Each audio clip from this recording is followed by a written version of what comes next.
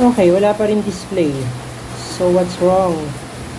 Okay, so, welcome to PixUp. Today, meron tayo rin repair na isang desktop. So, guys, ang problem nito, nagpa-power on, pero hindi nagdi-display. So, yung kanyang debugging lead na yun, makikita nyo yun. Sige, dito, yan, yung ilaw-ilaw na yan dito banda. Yun yung parang nag-initialize ng ilaw. Debugging lead yan. Minsan yung booting, BGA, HDMI, display, and VRAM, and CPU. Minsan doon ninyo makikita yan. So, ang problem, hindi talaga nag-display pero nagpa-power on. Umikot yung mga fan. So, ang gagawin natin guys, nag-initialize na ako kasi inisip ko, kala ko memory. So, hindi rin sa memory. Pero, yung debugging lead niya, nag-o-okay sa booting, display, and VRAM, tas hindi nagko-continue going to the CPU, bumabalik-balik lang, VRAM, CPU, VRAM, CPU, VRAM, CPU. So, based on diagnose ko, sa experience ko guys, pag ganyan, ay mukhang may problema yung ating processor, di ba? So, ginawa ko, i-reset natin yung kanyang power. Possible nagkaroon to ng overheating kasi tuyo na yung kanyang thermal paste, and also pag may overheating nagko-cause yun ng static. Okay, so try natin i-reset yung kanyang power supply sa buong power sequence.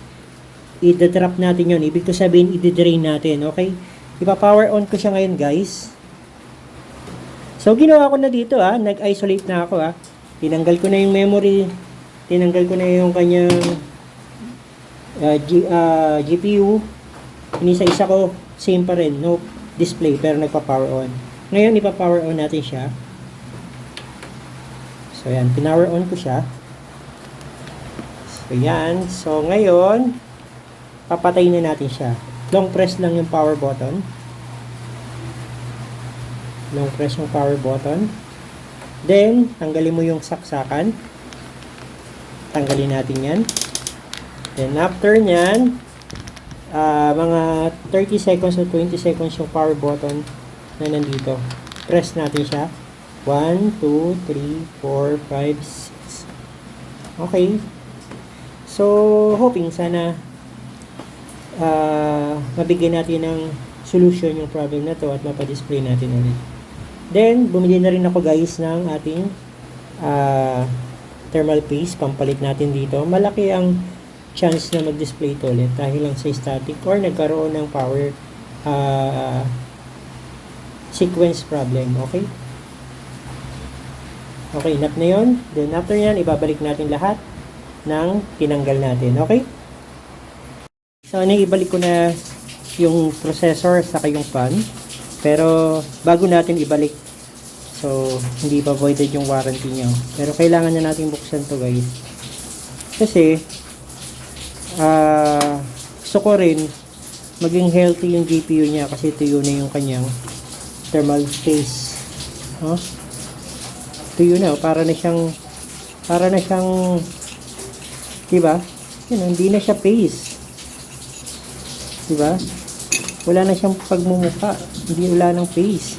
Joke lang. Matigas na siya So, maaring masira to mag-overheat. Para happy si customer. What do you think guys? Mag-display na ba? Mag-display ba siya? Mag-display na ba siya o uwi tayong luwaan?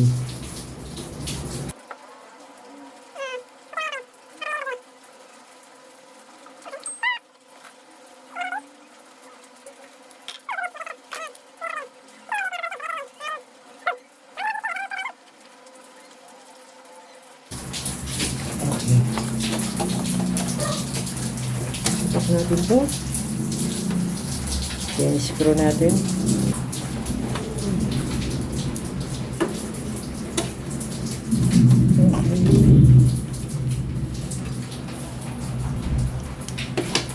Okay, ito naman. Actually, ito yung talagang kanyang memory. Yung ginagamit kong memory pang test, later na natin yun. Sana, good to, para wala gagastos mo pa, di ba? So, okay. Try natin yung power. Hindi ko alam kung mag-display yan, guys. Hindi ako sure. Pero, based on my Jiu-Jitsu,